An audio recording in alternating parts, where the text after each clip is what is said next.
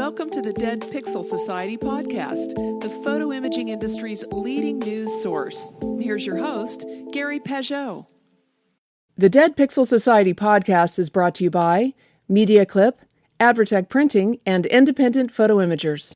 Hello again, and welcome to the Dead Pixel Society podcast. I'm your host, Gary Peugeot, and today we're joined by John Chan, the founder of the 2X Growth Agency, taekwondo athlete, and serial entrepreneur. Did I get all that right? That's good. Appreciate it. First, tell me a little bit about your story, because the story of how you just got into North America is kind of interesting. And then you started out as an athlete. For sure. And thank you for having me, Gary. What you're alluding to is I'm an immigrant. I was born in Hong Kong, but raised in Canada, Vancouver, Canada. So I immigrated in 93 before the British return from Hong Kong to China. And so what kind of gives me was this sort of upbringing of sort of roots from back home, but learning a new culture and environment in here. And you hear a lot of immigrant parents and I guess immigrant families talk about the greatest sacrifice and the reason why they immigrated in the first place was that so the kids and children would have a better future. Right. And so part of the, as we tie back into, running a business and why we run businesses, the way it for me was recognizing that, especially when you travel from, our country, if you go to different places, you realize that the biggest opportunity that we have that our parents have given me, or at least for me, was the opportunity and the freedom to explore career paths. And so if you had a free market and you had a stable society, how could you not try to exploit that? How could you not try to figure out how to find a career in business around, make the most out of in front of you? We have a Western education, we speak the language. There's a lot at stake. And for me, that's a really big, important driving force for why I do what I do. Now, speaking of driving forces, early on, you started becoming a competitive athlete. Was Taekwondo something you were interested in, or is this something in your family? I grew up watching a lot of kung fu movies. My dad was really into it. And so I'm the youngest of three siblings. So I, three boys in the family. And because I guess my dad, in his upbringing, in his years, in his formative years, he recognized both in the stories that he told and some of his firsthand experiences, when he was growing up, that being well educated was a competitive advantage in the market, and also being able to take care of yourself. And sometimes that also meant like physical safety, right? And so our environments have shifted in the sense that we're no longer in unsafe environments where you actually need to get into physical fights. But the martial arts and that sort of spirit, it wasn't something that I picked. I got into Taekwondo when I was 5. And interestingly, my dad, because I was shy, my dad took classes with me when he was in his 50s. We both wore white belts to start. And but he kept going after a certain point. And so I don't think I would have wanted to be a competitive athlete growing up. I felt like I was really bad at the sport. I used to compete. I got beat up a lot. But what was kind of like a chance encounter was that there was one of the first nationals that I attended was in 2003. It was junior nationals. It happened in my city. And so it was kind of convenient that it was there. So I got signed up and got enrolled into it. But during that process, I got exposed to the training of other schools in the local area because it was you're a provincial team competing a national team. And so I just started realizing that the environment that I was in, the first school that I joined wasn't necessarily conducive to being a great athlete, but being exposed to other environments kind of sort of opened the floodgates for me and set the direction for how important it is to be in a good environment to develop myself, whether if it's in sports or in something else. So that was kind of an interesting lesson that you learned, was that you came from another country, you came to North America, and then you realized how important environment was to improving yourself, right? You have to put yourself in a position. So from using that lesson, how did that translate into businesses when you look at starting a business? Are you looking for the market? Or are you looking for technology? Or what is that you're looking for? It's a great question because there's a lot of stuff built into that. And so in order to get to the later stages of how that formulates end thought, it helps to talk about some of the earlier stories. Sure. And so maybe it's helpful to think about, so right now I run a marketing agency. It's 2X Growth Agency. We do performance marketing for e-commerce and software brands. But if you look at sort of the special power that I personally have, I think it's really important for both the companies that we work with and for ourselves to lean on your unique strengths. And part of that is your upbringing and your environment and your training. And so for me, and I'll come back to this thought, my superpower has always been about going from 0 to 60 for any particular field quickly, because I learn things very quickly. And so that plays out in both from a consulting perspective, so that oftentimes when I meet with brands or founders or, different owners of different businesses, I'll get the reaction from them where it's like, oh, you spent 15 minutes on my company or my business, but you already know so much about it. And you're telling me new things I hadn't thought about before, because I connect with those really quickly. But going back before I knew that was my superpower, so my career path I had 3 major arcs. The first arc would have been, I was a designer between 2006 to 2012. I'm still a designer in the design thinking sense, but I'm not a practice designer in the same way I used to be. But I had this phase as I was a professional UX designer, a user experience designer. Okay. And then the second phase that I got into software development. And then the third phase, and that was maybe between and running a tech startup, and that was between 2011 or so until 2016. And then the third phase of my career is I'm a marketer now, where I take the earlier skill sets and translate into helping products go to market. And so again, the common theme is learning very quickly.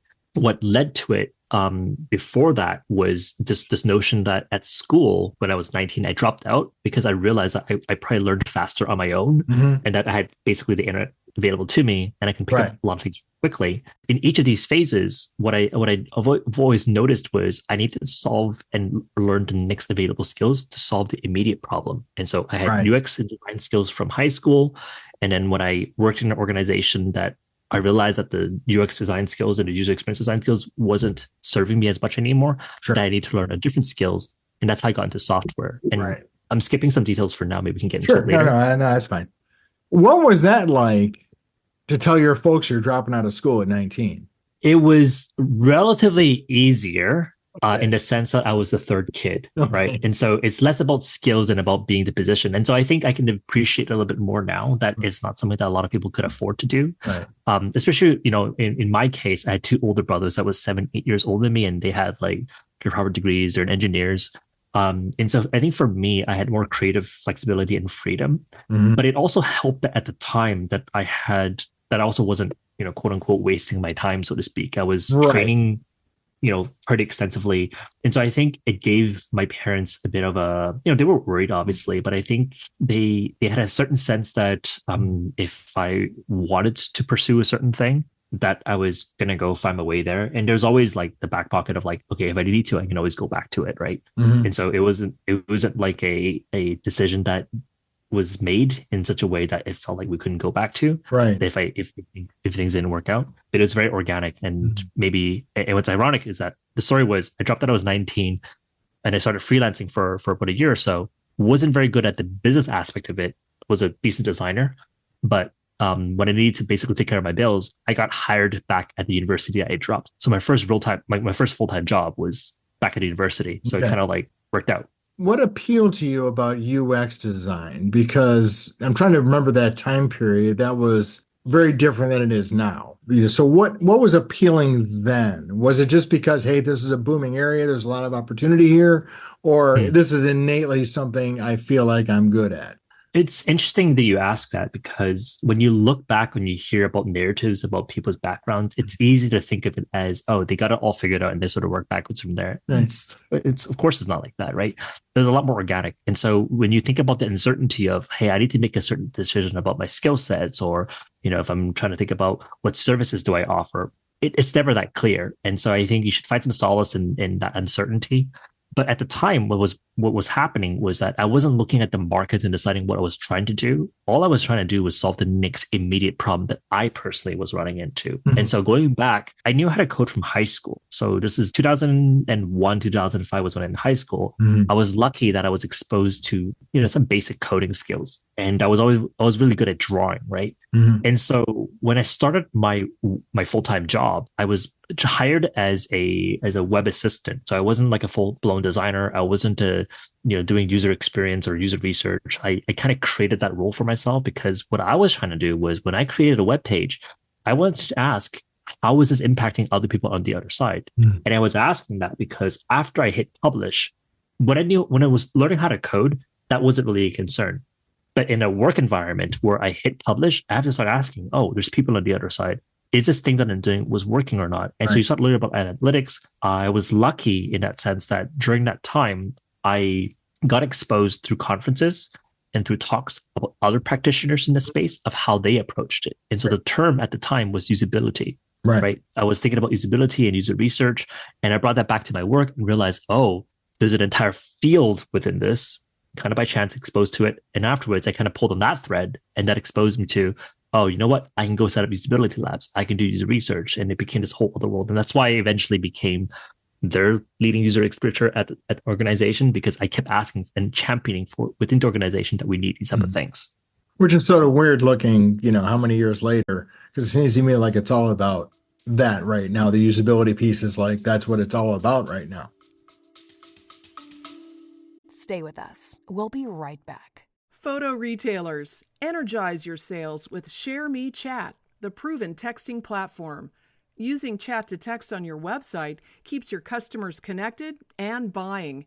See us at Pro and IPI to find out why dealers using ShareMe Chat close more sales without adding staff.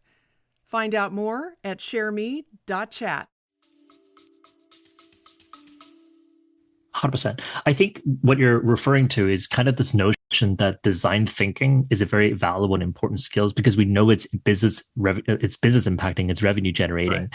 And I would even go back and say, I think what really pioneered that kind of initial thought and made that, quote unquote, cool was Steve Jobs for a while was really pioneering and saying that, hey, design is a really important aspect of product development because it sells really well. And so you start seeing all these design-led organizations. It's a lot more popularized now when you look at all these trendy tech startups and you look at the way they approach it. Everything is well designed and well branded, because that does impact user perception and business value. And then you had your own business software company. Made you decide to kind of take on the whole enchilada, I guess, is the question. No, for sure. And again, the common theme and thread about how my career progressed was I always solved the next incremental problem. So at the time, starting the software wasn't kind of like a off the cuff decision. It was started from going back to my design career. When I was doing user research and was leading that within the university at the time that I was working at, I realized that no matter how good of a user experience I delivered for that specific organization, it didn't matter, because they were donor-based. It wasn't based on users and customers that were having great experiences that led to better businesses and better business outcomes. Right. And so when I had that realization, I realized that I was basically capped in that environment. Going back to that's why it was important. So I started exploring other organizations, other companies to join. And I realized that in order for me to really have my skills valued at a better environment, I need to work for a for-profit business. Software and tech at the time has always been in the back pocket, in the sense that I've always followed and kept up with that type of news. I was an avid tech user myself. But one of the companies that I joined at the time was a company called 37 Signals. They make a very popular project management software called Basecamp. And at the time, they were pioneers and thought leaders around, they were very unconventional business owners in the way that they run their companies. They pioneered and championed remote work before it was popularized. Right. And one of the things they're known for was being a great software company. And so when I joined them as one of the designers, I got exposure to see how they ran their software business from internally. And that kind of seeded the idea that I could start figuring out, hey, I could make this work. And so I started coding. There's a bit of chance encounters, but I started coding at night and on the side and learning how to become a better coder. And the first software company wasn't really meant to be a company. It was just me coding on the side and practicing. And I started getting user traction, pulling on that thread. And so it was kind of like organic, again, based on solving the next incremental problem. But that's how that came to be. So how long was that business around, and what happened to it? Yeah, so that was probably from 2013 or so, I would say, until 2016. And the punchline is that company didn't go anywhere, right? We had user traction, and we had a lot of people that love the product. I still get messages today from saying, hey, I see you're like the founder of Dayboard. Can I still download it? What have you? And what happened there was we built a great product, but we couldn't find a market to commercialize the product in a way that was sustainable for the company. So we couldn't make enough money to make it sustainable. And I had offers at a time for raising money or what have you to build the company out. But there was basically two concurrent problems at play. Right. One was the maturity of myself. I wasn't thinking of building a company. I was thinking about building a great product. Right. And at the time, for example, I wouldn't even call myself a CEO, which meant that I wasn't really good at being a leader of an organization. And that had implications of how I ran that product or company. But the second aspect of it was that I told myself that I didn't know how to get user acquisition or solve user acquisition as a problem, and distribution was a problem.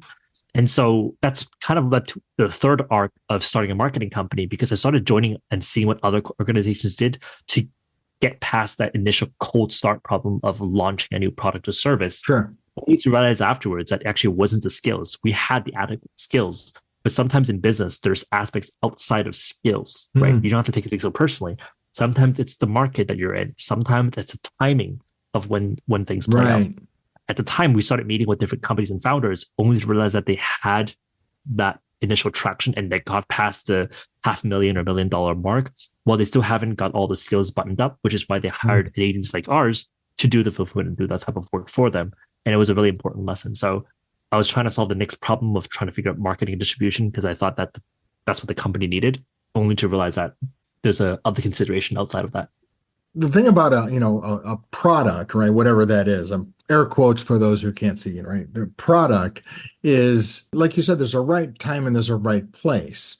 Just because, you can do something, you can do a service, you can make something, doesn't necessarily mean that there's a sufficient market for it. When you're kind of making the transition from startup that failure to launch, I guess is the way to talk about that, to we're going to be the company that actually can grow stuff. Where were the places you looked that you said, these are the learning experiences I need to get over that product focus instead of customer focus?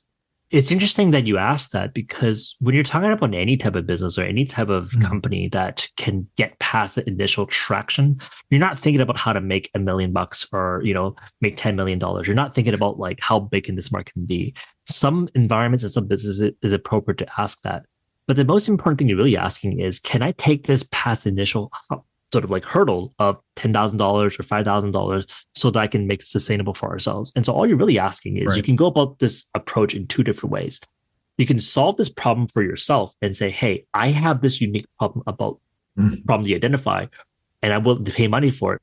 There has to be other people like me. Right. And then can I find enough of those people to meet that That's threshold, the big question, right? That's one way to do it. So you basically sort of like self-identify based on problems that you have.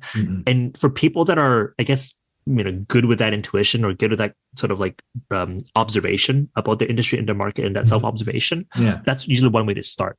But the other one is basically just observing and asking the market, so to speak. And there's different ways you would do this. Sometimes you would have a more concrete experiment. Other times it's just like watching how things unfold in front of you. Sure. And different people have different levels of abilities to do that. But it comes down to observing what's actually happening in the market such that, oh, you know what?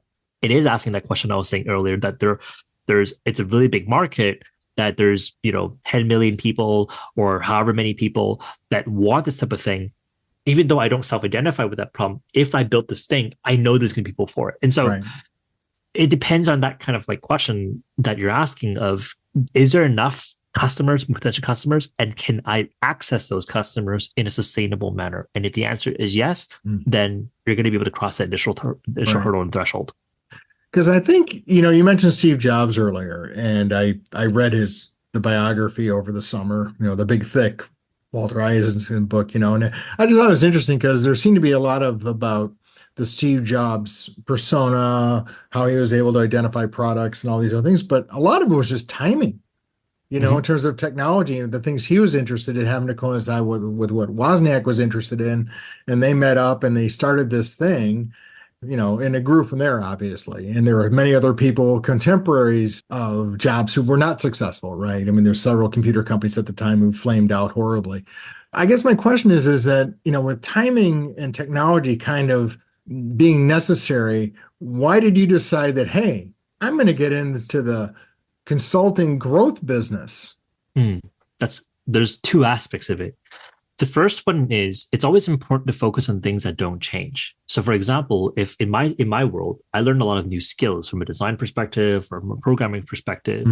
And one of the takeaways as I was doing web development was that I noticed that the design thinking of typography, of layouts, of information hierarchy, the delivery of clarity information, being able to think about how consumer behaviors change, how they evolve, those things don't change. And so if I were to spend time and energy developing those skill sets, those things are fairly timeless, right? Mm-hmm.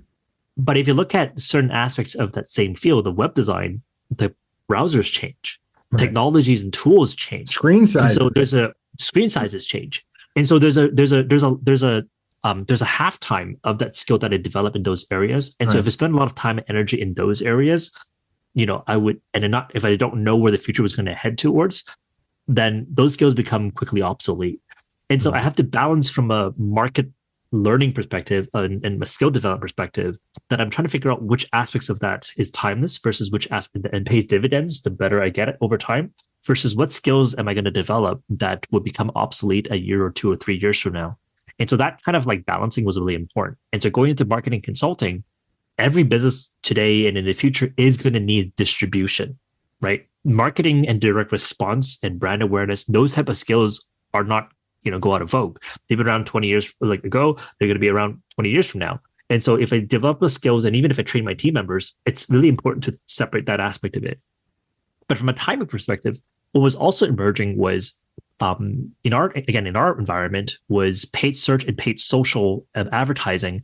Paid social advertising was a fairly new field. And so when there's a new field that emerges or there's new techniques that are being evolved, and again, going back to my unique strength of learning things very quickly, it allowed me to stay competitive, that if there's a new thing that comes out, I know how to exploit that in a sense that, you know what, I can take that skill and translate it to other people that have not. And so in a sense, whenever there's a new market and new things emerging, I'm dealing with the cost benefit of this new platform is emerging. Right. I can go learn it and I can go teach it or sell it, but it may go away anytime soon.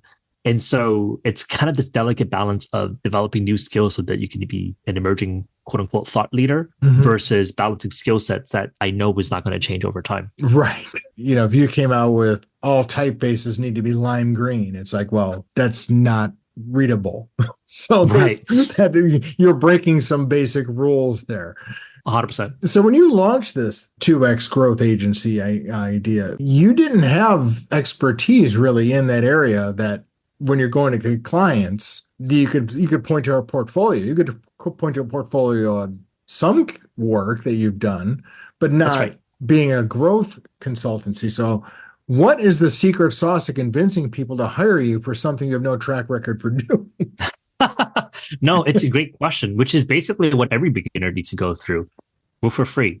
It also, at the time, or just worked for a reduced cost to build the case study portfolio. Because at the time, we didn't actually start off the growth agency as a marketing consultancy. I actually started going back to its skills that I already had, which was a design consultancy. So 2X growth agency, if you actually look at the legal name, it's actually 2X conversion design. So for a while, we actually did design consultancy where we're doing different redesigns for different companies, the homepage or the product page, and then you would do a test to see which one was performing better.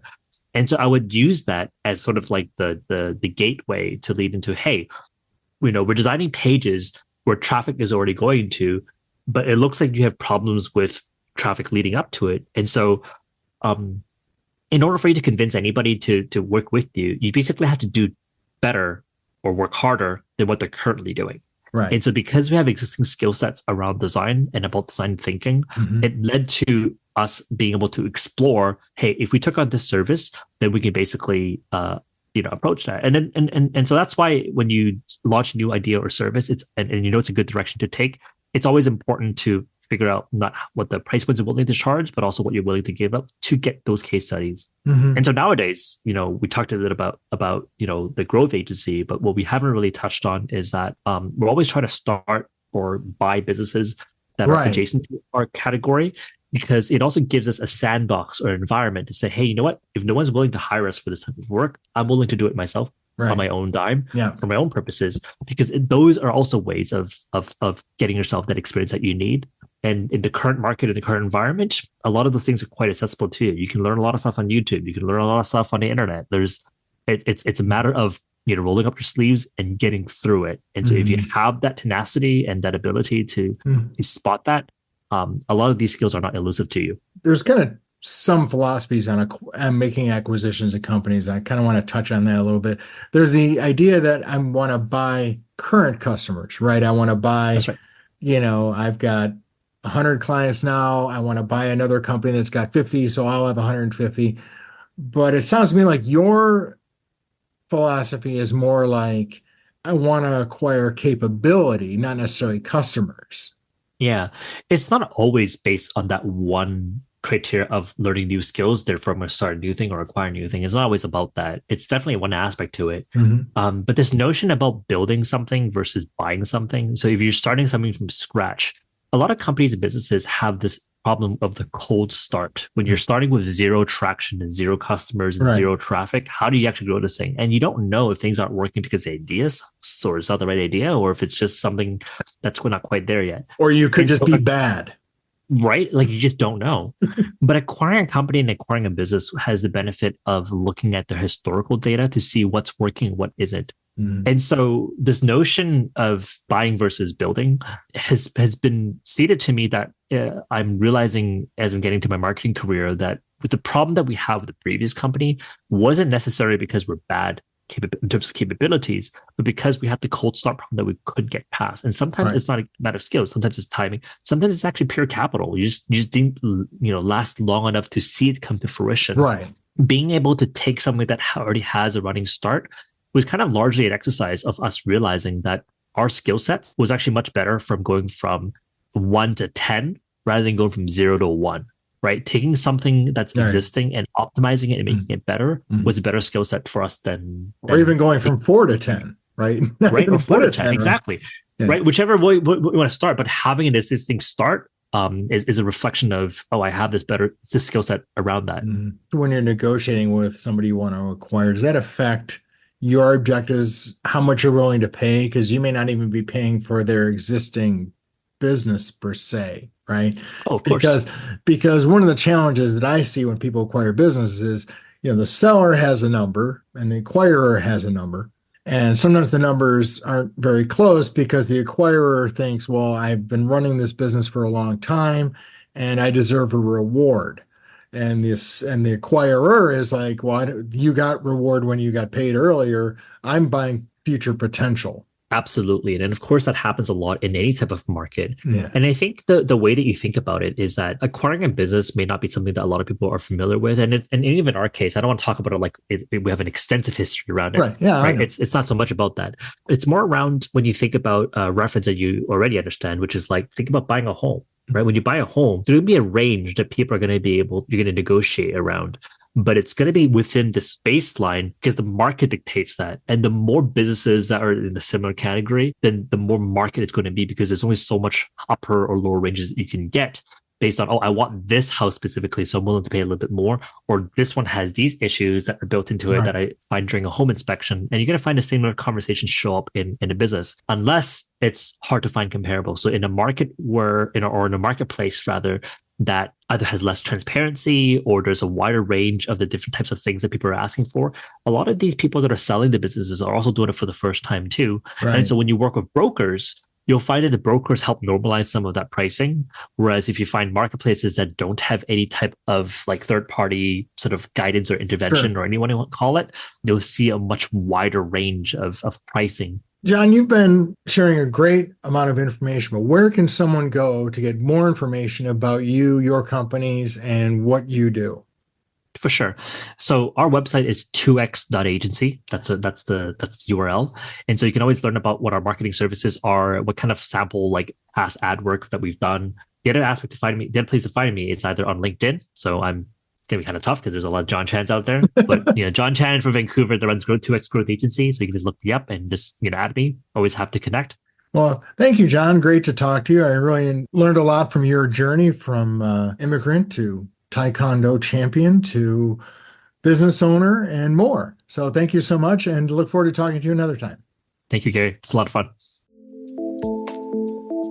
Thank you for listening to the Dead Pixel Society podcast. Read more great stories and sign up for the newsletter at www.thedeadpixelssociety.com.